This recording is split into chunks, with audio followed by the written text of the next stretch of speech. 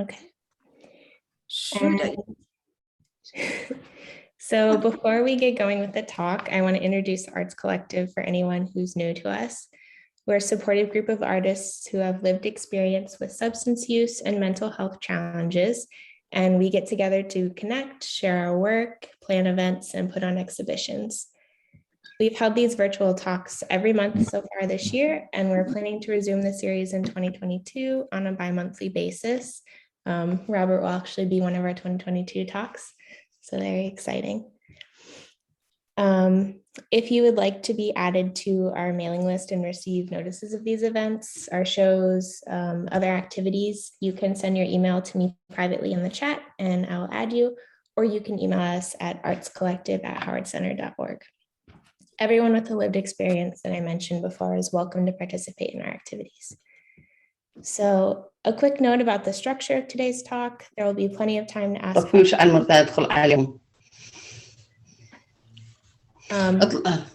But we do ask that everyone keeps their questions and comments brief so that we have time to get to everyone. And now I want to introduce our guest artist, Rachel Lindsay.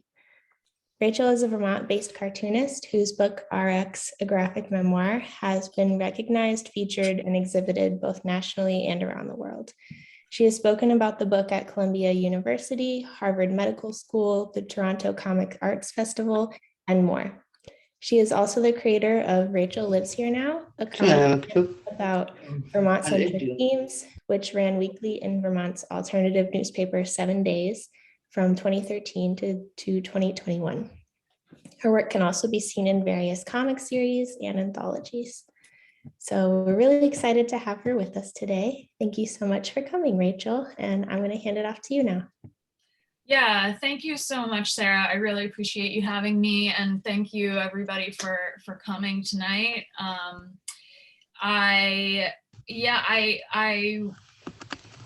I kind of envision this being sort of a more casual conversation than anything else. I think that I'm speaking.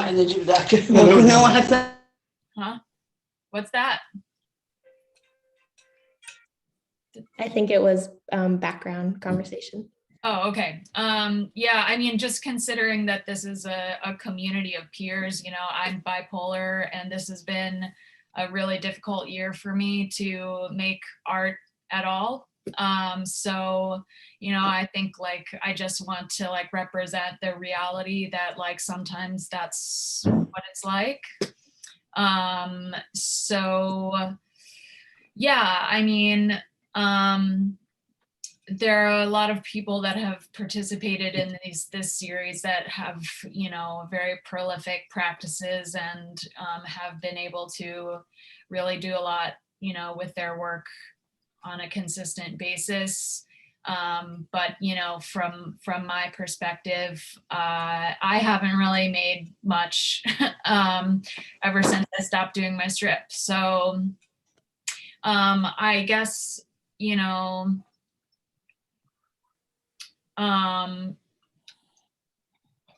I guess for me, my work has been helpful at times for me to deal with different things that I've been going through in my life, and I've appreciated making autobiographical cartoons in particular. I'm a cartoonist. And my book, RX, is about my experience working in psychopharmaceutical advertising and then an involuntary hospitalization for a manic episode. So I have had a lot of success with that story being out there, and it's been an important peer tool. And I think that that's something that I just want to, reinforce to people. And I think that you probably know that as members of this group, that, art is about expressing yourself and expressing how you feel, but it's also such an important way of connecting with other people, especially people that have you know, shared experiences with mental health challenges or substance use challenges. So I guess there came a point after I had done my book where I just like really didn't want to depict myself anymore, and kind of decided that I needed to depersonalize the work that I was making. So I started using this character of a dog to kind of process what I was going through, like in my strip, because, you know, I mean, a lot of people get to make work for their own privacy, but in my situation, I was making work that was public every week, while at the same time I was kind of trying to heal from a lot of like very public exposure of my own mental health situation.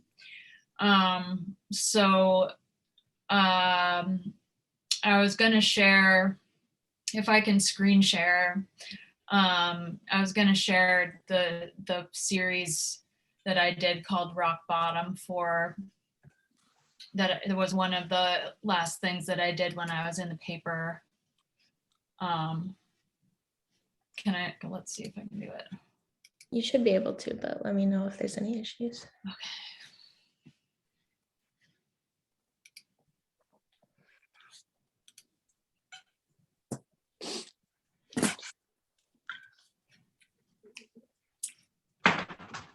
Hi everyone, how are you? Hey, I'm Jed. Hi, how are you? Good, how are you? I am good, thank you.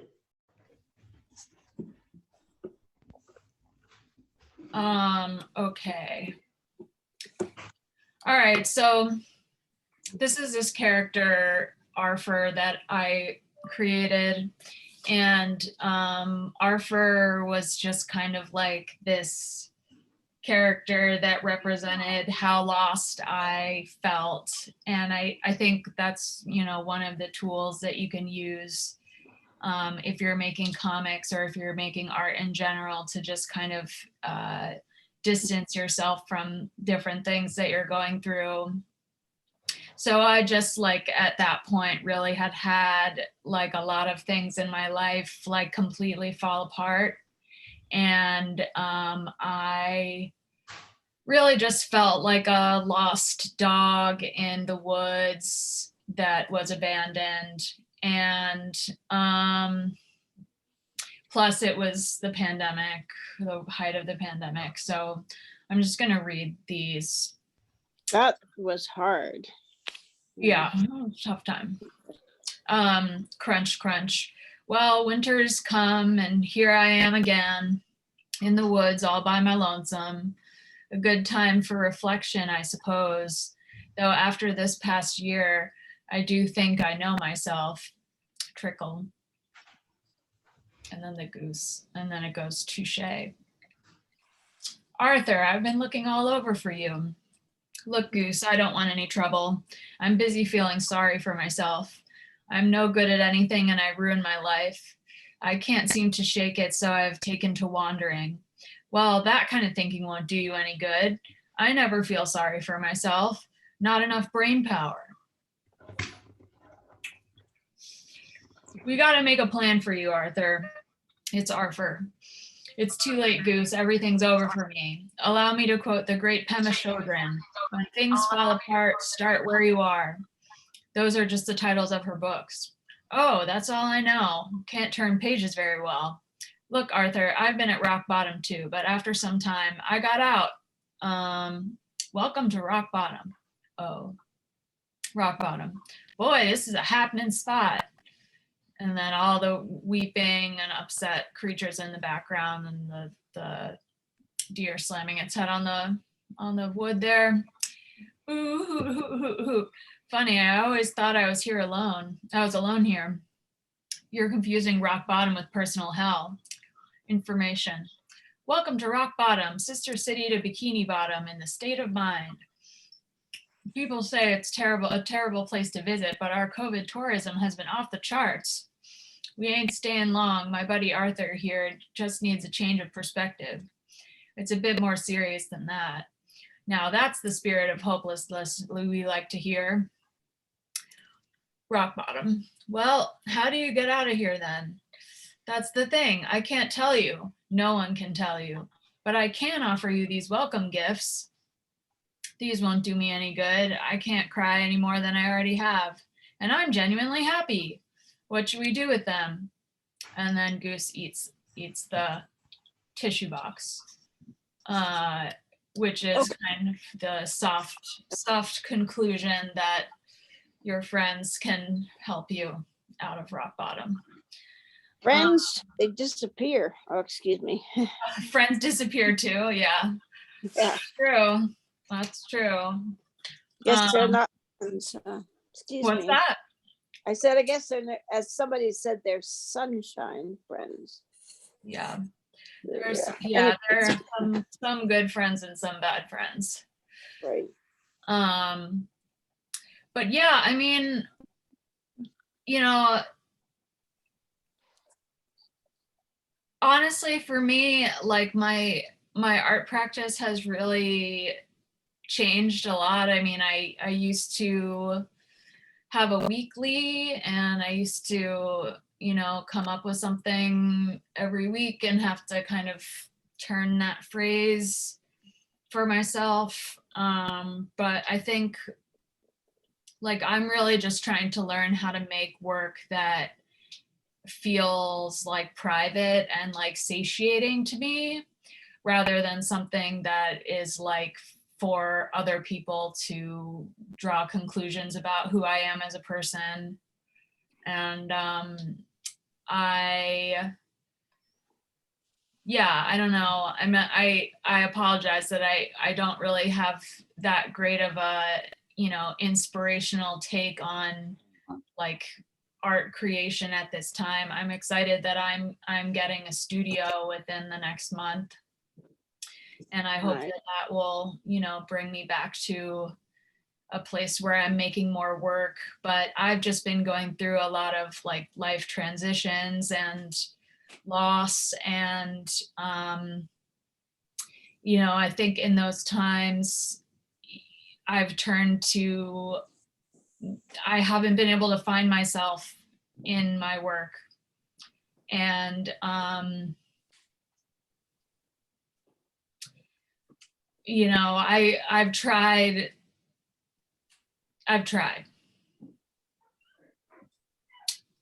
So. I can understand that. I haven't really done any work in like, since I came down from Alaska. I bought a house, expected to do work, and the person that I bought the house with didn't want me to do work in here. So, and now I'm in a spot not like yours, but not in a good spot either. I mean, I can't say that I'm like, we're all different, but we're all similar too. And I'd love to do artwork, and people say, oh, you have all this time. I really don't have time. I spent all last night writing to Fox at the state and writing to the town where I live. And yeah, but I'll let you continue. I don't want to interrupt too much, but I can really connect on that score. Yeah. I Yeah. like your cartoons. I had not seen them before. That's neat. I hadn't seen them before. Oh, They're really? neat. No. Yeah, well, maybe later the email can go with or I can put my website in the chat or something. I'll just do that. It'd be great. I have not picked a book up in years, and I haven't really picked a newspaper up, so I don't have that connection. Yeah. I mean, I had a big project that I worked on for like 10 years. So I think that, you know, when you spend that much time committed to something, it takes a little while to, you know, get back into it. I mean, like I was for sure like full throttle with everything I was doing for a solid 4 or 5 years, and just did everything and everything, you know. And you know, in my life, you know, like I was, you know, doing freelance work and stringing together, you know, teaching income and doing stuff like that, just to, you know, make it as an artist and make that work. But then, you know, I don't know, I just recently got a job that is, you know, taking a lot of my time and transitioning to how to, I don't know. Yeah. I'm in a much different phase in my life than I was. And I think you like, you can't always carry over what your art practice was to every phase of your life. So you know, I've been trying to figure out how to evolve. And it's challenging. And I also play music, and at times it feels better to play music than it does to draw. Sure. Yes. Yeah. But I think music to me, it's like I have a piano. It only has 61 keys, and I haven't touched that in like 4 years either. But I do love music. I used to play the harmonica, and I can't read music very well. I used to sing in the choir too, but after my experience in 2018, I haven't done that, and I haven't touched the piano. But I'm hoping, you know, it's like once I touch it, then I'll probably, you know, start playing. But yeah. yeah, it's hard to.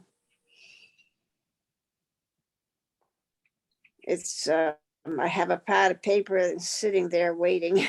It's like, and I think you know, it's like, why I could just pick it up and start working. Yeah, I very optimistically go and buy art supplies on a regular basis, without really using them.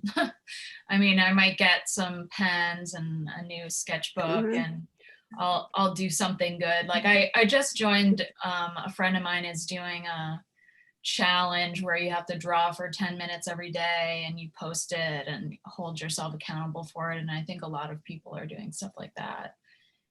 So trying to do that.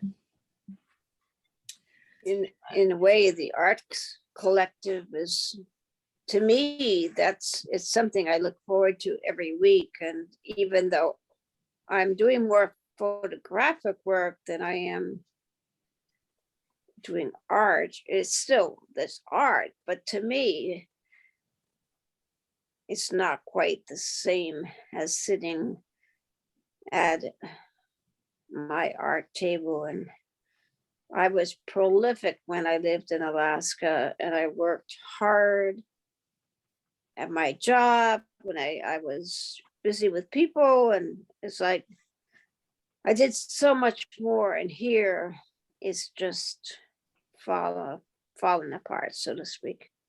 Yeah. But I have my work around, not especially behind me so much, but in other parts I do have.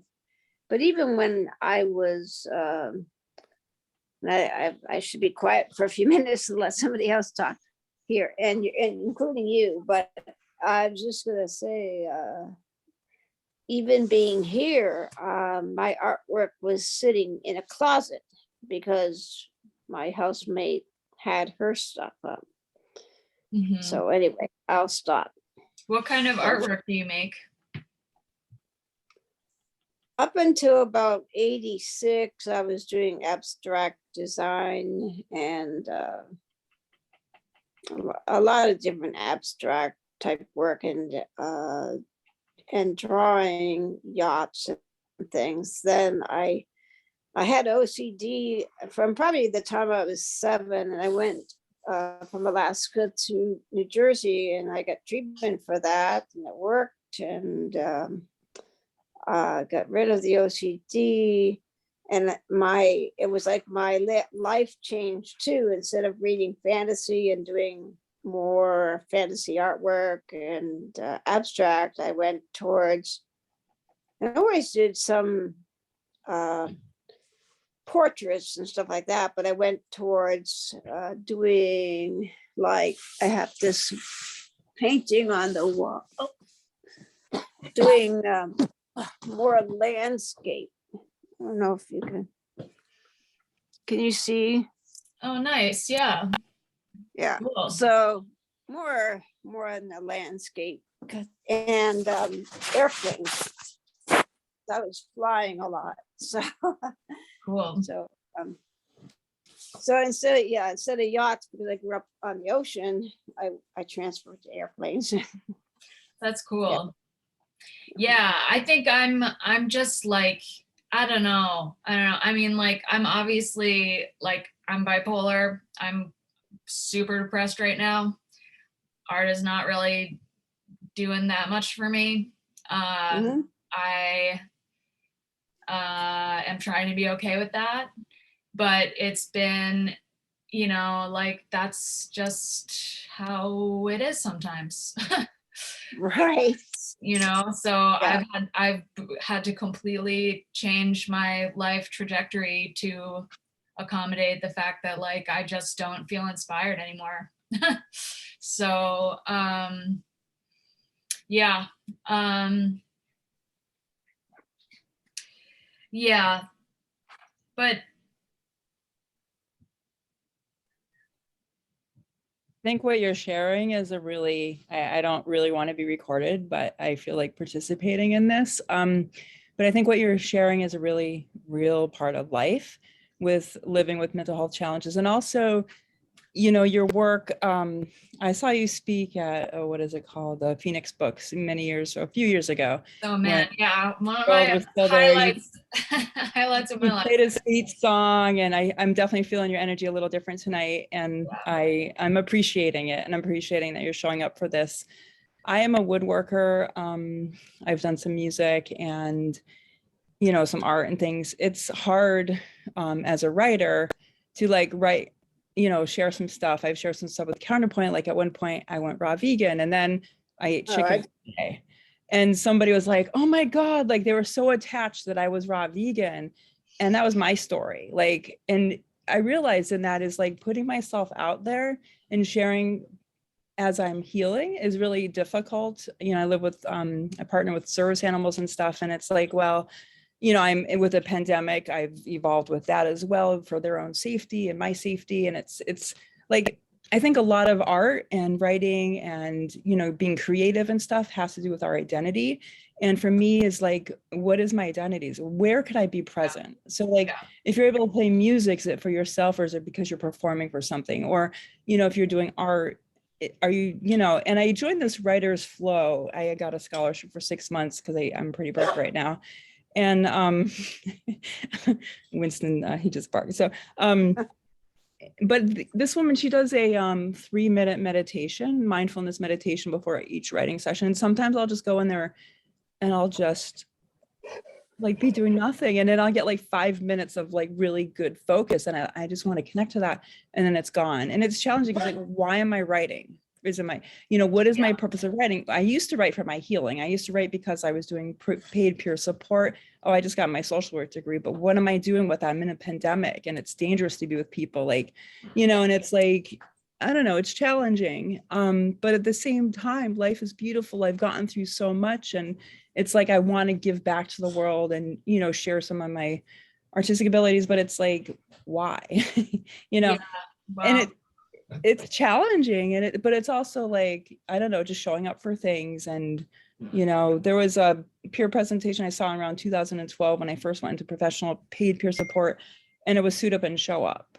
And you just suit up and show up. And, if someone asks you to do something, you say yes.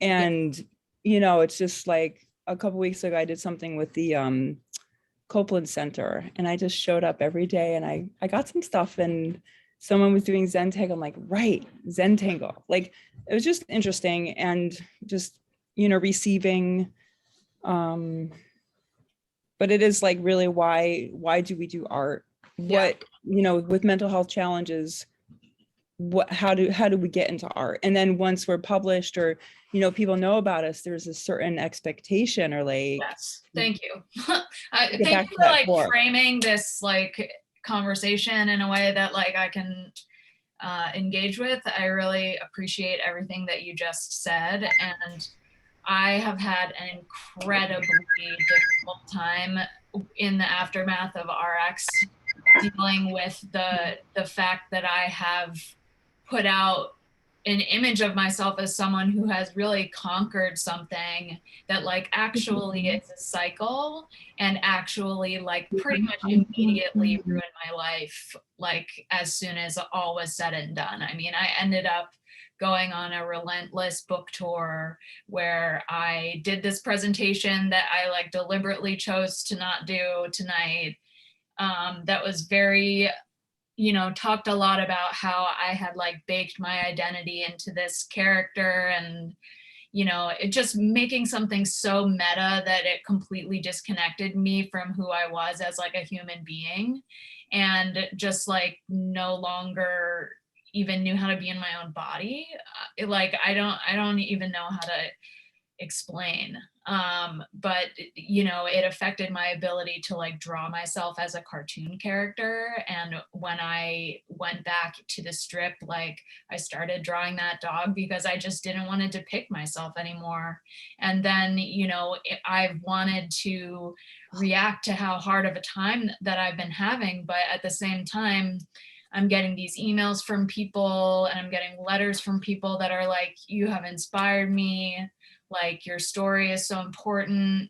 And how do I express myself in the way that I have in the past, which is, you know, through an autobiographical medium that is public, and say, I'm having a really hard time, my life just totally fell apart, you know, whatever, like admit to the challenges that have come out of this, and still provide peer support to people through that work. Because that book was not intended to be a peer support tool. It was something that came out of that expression that was totally amazing and unexpected. To me, that book was like my retribution against a situation that had happened to me that I felt was very wrong. And you know, it's just, you know, I've really wanted to try to figure out how to participate better in the peer community. And I was excited to be asked to do this because, you know, I do feel like there's a place, I don't know, I know that this book has helped people, and like if I can be an extension of that, I think it would help it to continue to have a life that is a part of my life, you know, and that I can continue to work with, rather than just constantly trying to react to it as if it's just in the past now. Do you know what I mean? I think for me, when I kind of took a pretty big dip after, you know, I got a full-time job, about a house, all right, I'm doing pretty well. And then I went back on disability, and people were like, I mean, I felt that people were expecting me to kind of come back really quickly, and I didn't. And even some employment specialists I worked with were like, well, you know, do you really want to be doing odd jobs? I mean, you're so capable. I'm like, yeah, I really need to kind of build up my roots again.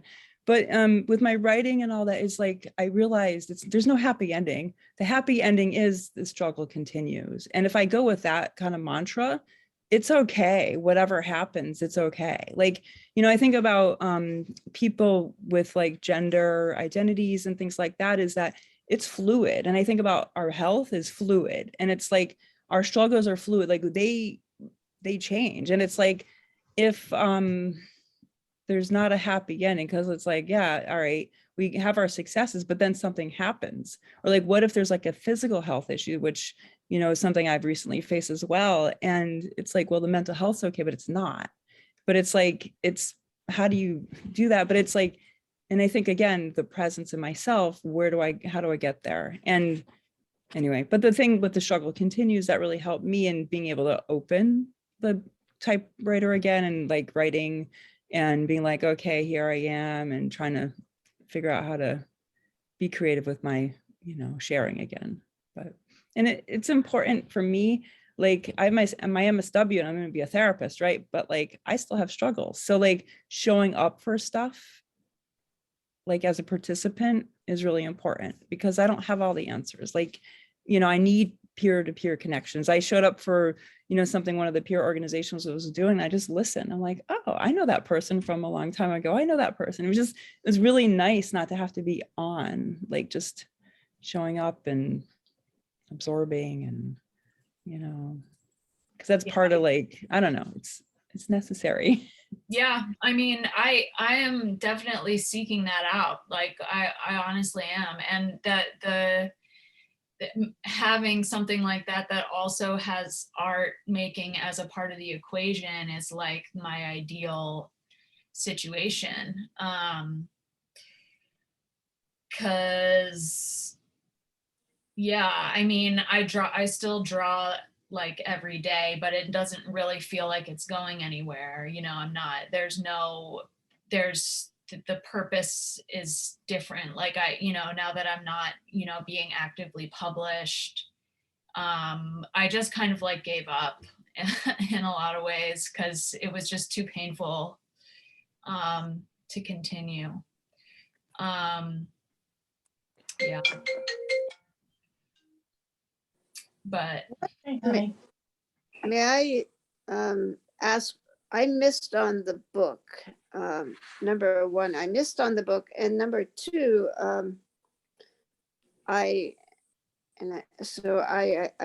stop me if I'm interrupting somebody else, but I worked in first I coordinated women in crisis for 4 years. So we worked, being that we covered an area about 9-10 times the size of the state of Vermont, which is a municipality in Alaska.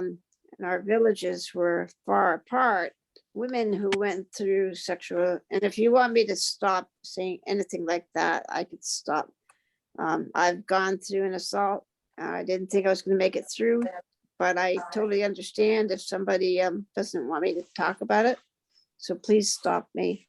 But I did work in that field, and then and we dealt with a lot of mental health issues. And then I did health ed, and then I did, then I went into mental health more so as budgets and grants and contracting with psychiatrists. And but I've always had mental health issues because I grew up in a traumatic environment. And then I went through an involuntary commitment done by Northwestern Counseling, which they never did. And they never did in 7 days at Northwest Medical. They never did one evaluation.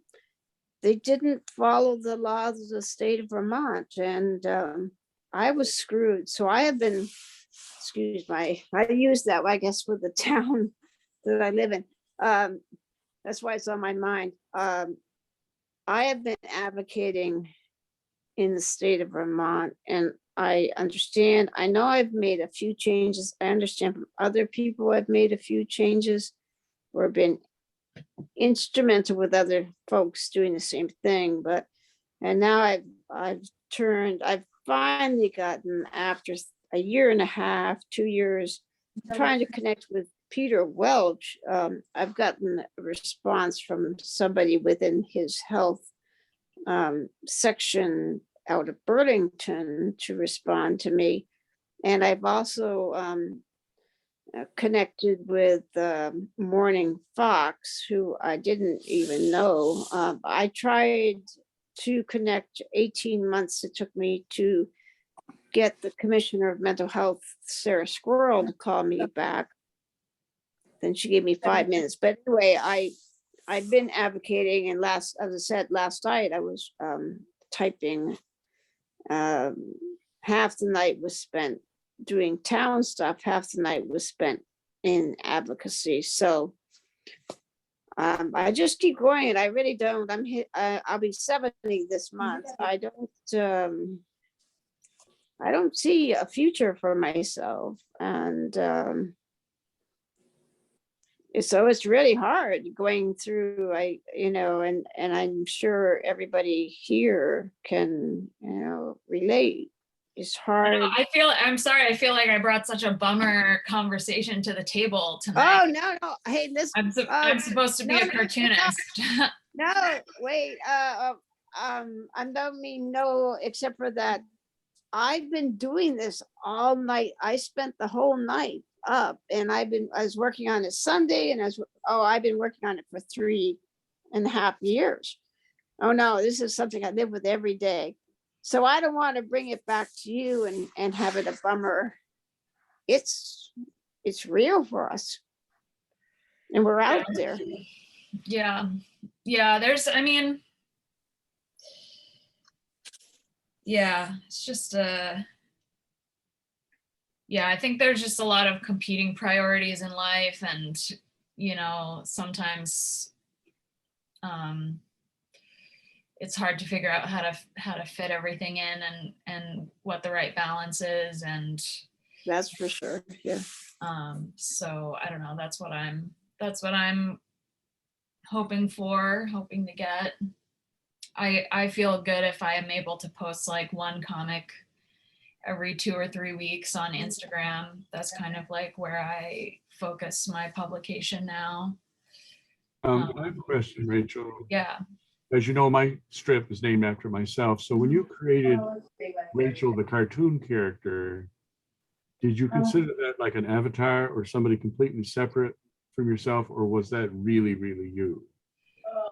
Well, I guess it was an aspect of me. I think that people, I don't know, it's something that I've thought about a lot since I stopped doing the strip, because I don't know, I feel like I'm a much different person now, and I'm a much different person. Like I'm a much more serious person than my cartoon character. But I also am bipolar, and I'm pretty sure that like for certain periods of time that I was making that strip, I was a little bit manic and like had that kind of spin on life and the world, and like that's how I came across. So, it's just kind of an interesting element to add to the analysis. Because I use the cartoon Mr. Burnell as sort of a spokesman, but I completely exaggerate personality traits. Yeah. And I also, he gets to say and do things that I don't get to say and do in real life. Yeah. Well, certainly. Yeah. I definitely don't. Yeah. It's definitely a character. Yeah. When I launched the strip, I was still teaching, and so I would be forbidden to express those opinions in real life. But the cartoon me got to make observations about things like education and so forth that the real me would have gotten fired for saying out loud at a faculty meeting. Yeah, it's interesting. I think, comics are a lot about, well, there's comics that are fictional, but then there's also the huge other half that are autobiographical. And I think, I'm also just like entering a new stage of life where all of my friends are like having children and getting married and buying houses. And it's very disorienting for me as just like a single person that lives in an apartment with a roommate, and like trying to find the common ground. Like, I think that was one of the things that happened with the strip, where I took a break. And then when I came back, I wasn't even living in Burlington anymore. I was living in Johnson. So trying to find the common ground in the conversation to like have in that strip was really hard, because I wasn't living in Burlington anymore. And then I was trying to, I don't know, figure out how to write funny things about Johnson during the pandemic. I really liked the dog and goose strips. And Oh, really? Cool. I especially like the goose character. I love how the fact you gave the goose teeth. Somehow that I find Yeah, Goose is silly. and I see a future for that if you ever want to pursue that someday. I think you could have a lot of fun with those characters because they are disconnected from you. People don't necessarily have to know the dog is you. Yeah. And- Yeah, I shouldn't have said that the dog's not me. oh, okay. Strike that from the record. Oh, okay. But because they're fantasy characters talking animals, that opens up such a wide vista. You could do anything. Yeah. Really Yeah. good. I mean, I need to practice writing fiction. Fiction is hard. It's like a totally different muscle. Every time that I've like had an idea to start a fiction thing, I'll do like maybe 5 or 6 pages and then it peters out. But you know, it's like all the things like, you know, meditation and, you know, different daily practices are supposed to help get you there. So maybe I just need to do a little bit more of that. I'm not sure. I know a lot of cartoonists like Robert Crumb and Jim Woodring do just stream of consciousness kinds of strips where they don't necessarily have to have a plot. Yeah, I mean, I have some, I can probably find some like weird shit over here if you guys want to see my, whatever I've been doing. I don't know. That's a great strip. I'd go back and read. I like the dog and that's great. And the goose. That's Yeah, great. and I mean, it used to be much different. That was just kind of like a departure that I took. But yeah, I wonder if I have a sketchbook anywhere. Let me see if I can. Well, one thing I do like to do actually is I have these like small sketchbooks that are like 3x5 cards, and I just get them at Michael's. And I really like to use these because I can just stick them in my back pocket and take them with me wherever. So I like to walk around in the woods a lot in the winter. And so I'll just bring them out with me and draw and write. I've been writing a lot of poetry actually, which was like one of the things that I've been wanting to like combine with comics maybe.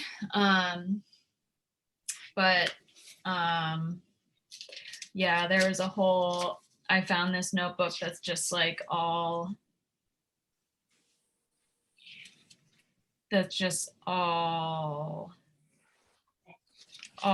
poetry. But I don't know if there's anything good in here.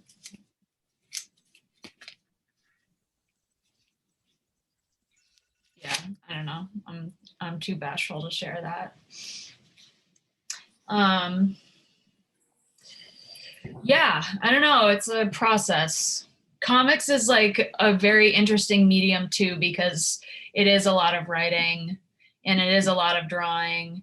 And, you know, I feel like my drawing chops are like really bad right now because I just like haven't been drawing enough, and like I can feel like the muscles aren't working. And like I've been reading some comics. I was reading, Bob, I don't know if you've read Chartwell Manor yet by Glenn Head, but it's really good. And so I was just reading that and just like marveling at the whole thing. And so anyway, yeah, I don't know. Maybe I have another book in me. Maybe I have more strips in me. Like right now, I basically made the choice to like, I was like, I'm gonna go on disability. Like I really like had that moment for sure. And like started the process and then decided, okay, no, I'm just gonna like get a job at a coffee shop and I'm gonna get a job at doing this other thing. And then the pandemic happened and I got, you know, I was saved by that, by the unemployment. And now I have a full-time job. But like, you know, the plan is, you know, I don't know if there's a plan. The plan is to get back to some kind of practice, and I would really like to be able to like offer the skills that I have as some sort of tool for other people to tell their stories, because I told the story that I wanted to tell. And I think that that's what I'm coming up against now is like, yeah, you know, I wanted to write this book and I wrote the book, and now I don't really think that my life is like especially interesting to other people. And, you know, I don't have a baby that I'm obsessed with, and like, I don't have a dog that I'm obsessed with. Have a So cat back there. yeah, it's actually my roommate's cat. So I don't even know if that counts. I don't know. Um, It looks like Um, taken Rachel, over. I don't know if I had a chance to tell you, but the Vermont Comic Creators is having another show at the Emile Gruppe Gallery in March, and we'd love to have you participate if you feel up to it. Oh yeah, totally. I have a couple that I've been meaning to get framed that I have just back there. So I don't know if you follow them on Facebook very closely, but I'll be posting details after the holidays. Okay, cool. Yeah, I'll keep an eye out. Yeah, we're going to set it up March 20th. So Okay. calendar, and you have my email address. So Yeah, cool. when we get closer to the date, I'd love to have you participate. Yeah, that would be awesome. Thanks, Bob. That's cool. Does anybody else have any other questions? I really feel like terrible that I was just kind of like, wah, wah, for this, like, you know I saw the list of everybody else that was participating, and I was like, oh man, like all these guys are like total superstars, and I'm just like, fucking, I don't even know. But yeah. You shared that you're getting an art studio. I'm wondering what that's going to be like for you. I hope that it'll be good. I mean, the Hive, I think it's all women artists, and they're all people that I greatly respect and admire, and I know them personally. And it's a big range of disciplines. There's installation, painting, illustration, just like maker kind of stuff, printmaking. So I think like I also might need to, you said you were a woodworker, right? Yes. Yeah, I feel like I want to get into something like that. Like I need to do something physical. Like I think that's what needs to like come out of my body right now, because it just doesn't feel like enough to just like drawing comics especially is like so very confined.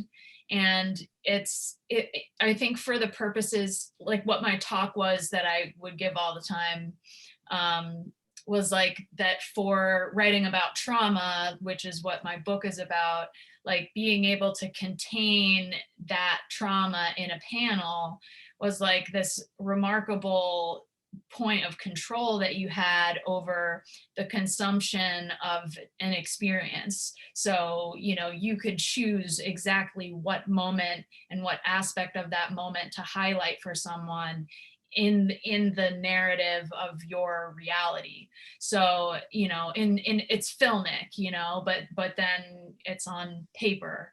But then when you're like, I don't know, now I just want to and, you know, I was going to ask you, do you ever do three-dimensional art, like sculpture or anything like that? Sometimes I like screw around with clay. I whittled a little knife. I felt pretty proud of that. It might be fun to make some three-dimensional cartoon characters out of yeah, because you do those cool kinetoscope things, don't you? Yeah, but I also do these, I don't know if you can see this, I do these little clay whistles. Oh my God, that's awesome. Oh my God, that's so cool. Wow. Can you teach a class on that? I do. I teach at Studio Place Arts. I offer in Barrie, I offer a clay whistle workshop, and people really enjoy it. I did that with eighth graders when I was an art teacher, and they really enjoyed it. So. Oh, that's so cool. I mean, like, I'm just self-taught, and I just like don't know anything. I don't know any disciplines of anything. I took a printmaking class, but that's like the only thing I've ever done. So. Well, I offer painting and whistles and printmaking. Here we go, folks. At Studio Place. So way down in Barrie. Barrie, yeah. And I also offer them at the Milton Artisans Guild in Milton. Oh, So good. if anybody's interested, just check their websites and you'll find out information about those things. They're a lot of fun. They're just Milton day-long has- workshops and they're a lot of fun. Milton has an art guild. I didn't The realize that. Milton Artisans Guild. It's right in the middle of Milton, and it's you can just look them up on the web, and apparently they took over what used to be a grocery store, so they have this enormous space, and it's like hundreds of artists in there, Wow. and they offer Cool. classes. I've taught there in the past, and they're a very nice organization. Yeah. I'm just across the lake in South Hero, so not that well. Burlington seems closer. I'm 4 miles from the Chittenden County line, and yeah, I severed my ties up north and with Howard Center, but I didn't realize that Milton, and why not? But that's great. Thank you. Yeah, you can become a member. I forgot what the fee is. And if you become a member, they give you wall space. You can hang your stuff there and participate in all their various shows and so forth. That's very interesting. Thank you. Indeed. So this is my book. Cool. You can get it at Phoenix and online and everything. If you want to read about being involuntarily hospitalized. Yep, there it is. Boy, I don't need to My read about- autographed No, I copy right know about here. yours, but Yay. I already did that. For all I had was high anxiety, but they never knew because they didn't ask. They didn't bother. Yeah, that sounds like something that might happen. I'm sorry you had that experience. Sounds like you did too. Yeah, something And like if- that. We were talking just the other day, a couple of days, 2 or 3 good days ago. I was talking with people who are, so to speak, well, normal. Well, what is normal? Why not allow for people with whether bipolar or schizophrenic or anything like that? So they're a little different. Thank God, and Yeah. why not allow, when I was in there was a lady who was maybe 2 or 3 years older than I, and she was, they got the law to make her have to take, they gave her injections. And she was a neat lady, and she was a little different, but we liked her. I know inside she had a lot going, and when she was more level, we had a great time. And as I say, I liked her a lot, and it's just mental health, it's just a shame that the stigma is so bad, and that we all know that. I'm not. Yeah. Preaching. Well, at least you didn't It's write a better. book about it. Well, I've certainly written hundreds and hundreds of pages about what my experiences was and continues to be, and I'm doing it. I'm trying to advocate because I know what happened to me has happened to so many others and will continue to happen unless. Yeah, Unless- there's yeah, I have struggled with the immediacy and foreverness of the awareness of my condition and hospitalization as a result of publishing this book, but I also am so glad for the awareness that it has brought to mental health professionals about this situation and the impact that it has on people's lives, as well as people who have been in that situation and are seeing themselves in it. So it's all part of the same, thing that is RX. Well, I'll have to get that. Yeah, I'll have to get that book and check it out. Thank you. Yeah, cool. Thank you. Right. Thanks for sharing your experience. Yeah, I didn't yeah, as we all know, each of our experiences, I mean, it's just this much of 3 years.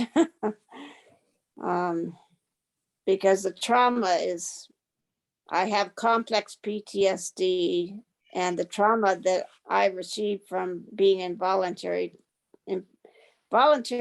committed was worse than the trauma I went through in the Arctic of being assaulted outside and thinking I was going to lose my life. Because essentially I have lost my life, so it's like,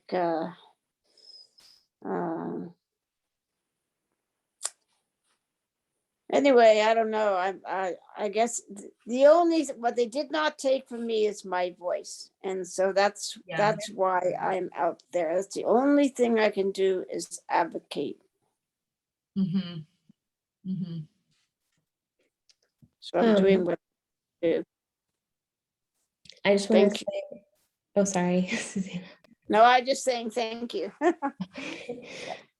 just want to say before we wrap up, I really appreciate sort of the direction you took with the talk, Rachel. I think that we talk a lot about how art can be like really healing, but what's missing from that conversation is how hard it is to get started when you need that healing and get to the making art. It's definitely a really hard thing. I really identified with that. Cool, good. I'm glad. I felt like a bad artist talker, but sometimes it's where you're at. I agree with Sarah. It's been so long, and I would love to be back doing art. And my brother says, "You have all this time. Why aren't you doing it?" But he doesn't realize it's not easy. Well, easier said than done. So thank you everyone for coming. That's our time for today, but thank you especially, Rachel, for sharing your time with us. Yeah, thank you so much. I really appreciated the conversation, and this really felt like a supportive environment for me. And I knew that I would be talking to peers in this circle. So yeah, I appreciate you. Thank you so much. Thank you. Goes all around. Thank you. All Definitely. right. Good night, everybody. Good night. Good night. Be well. Be well. As well as be well, however that is. Yeah, same. I keep on saying I'm going to be quiet, and I'm not. All right, good night, everyone.